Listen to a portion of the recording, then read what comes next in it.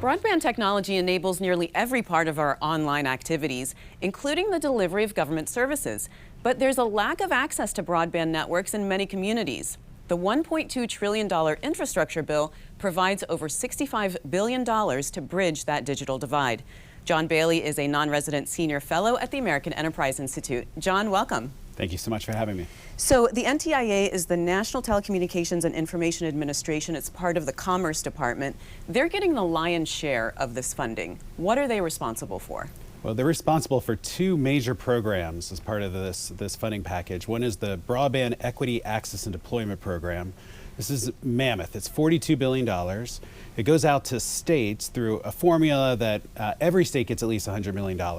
And NTIA has to administer this grant program, and the funds can be used to build out broadband networks. It can be used to help make broadband more affordable by providing subsidies to low-income individuals. It can also be used for training. And then there's a Broadband Equity Access Program, and that's another competitive grant program that NTIA will administer, and that is to really help underserved populations. So you have low-income families, families of color, veterans, as well as formerly incarcerated individuals. Those funds will go to help make sure that they have connectivity too. Does NTIA have the capacity to administer such a large program? It's a great question. I'm worried about two capacity issues. One is NTIA. They have never had funds of this magnitude that have to get out the door so quickly. And to do it with making sure there's no fraud, waste, and abuse. And so they have a huge capacity issue at NTIA, and I know they're busy trying to get staffed up. They're bringing on additional help and support. But also on the flip side of that, governors have a capacity issue here too, because governors have to compete for the funds. They have to put together plans. And so we have to make sure there's capacity at both ends. They have to identify projects to begin with of where are they lacking broadband access in their state. That's correct. These funds go to areas that are underserved or unserved, and that's all defined by speed. And so governors are going to need to put together broadband maps. They're going to have to map out where the speed's just not sufficient enough, that they're going to have to give some additional fiber optics or some other additional support to help bring it up to the speed goals that are set out by the legislation. And what you were talking about before as far as equity goes, that's called the Digital Equity Program. That's correct. How do you identify where that need is? Well, you do it in a couple different ways. You do it through speed testing and maps. You work with your local telecom providers and help identify who has slow speeds. But the other is looking at populations that for a variety of reasons are just not connected. And you do that through surveys, you do that through focus groups, you work with your community-based organizations, and you start looking at what are the barriers that are preventing those individuals from having connectivity. Is it a lack of training? Is it that they need some extra support for signing up for the government programs?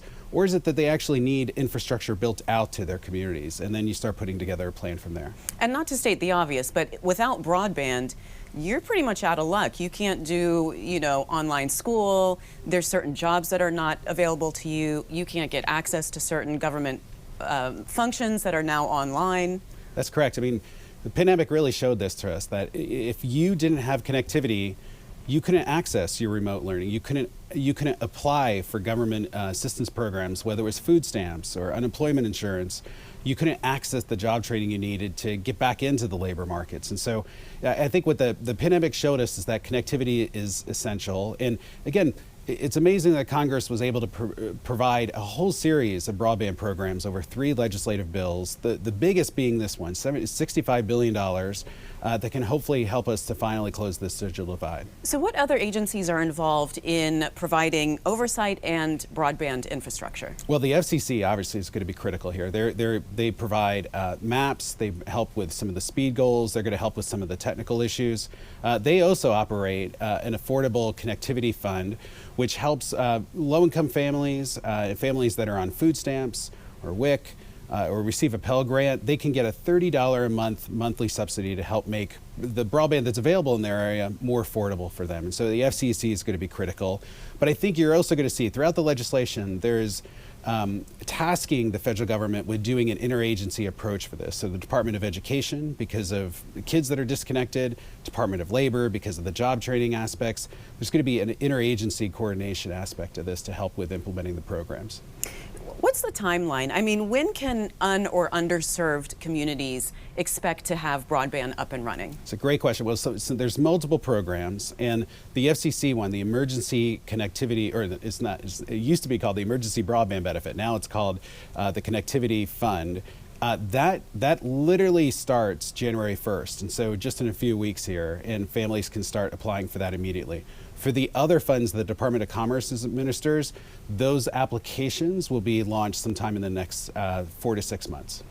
And as of this taping, John, has the nominee for the director of the NTIA been confirmed? He's not been confirmed yet. I know we're excited, hopefully, to get his confirmation hearing soon, but it's going to be critical for Congress to go quickly through this confirmation and make sure he's confirmed so he can lead these two really important programs.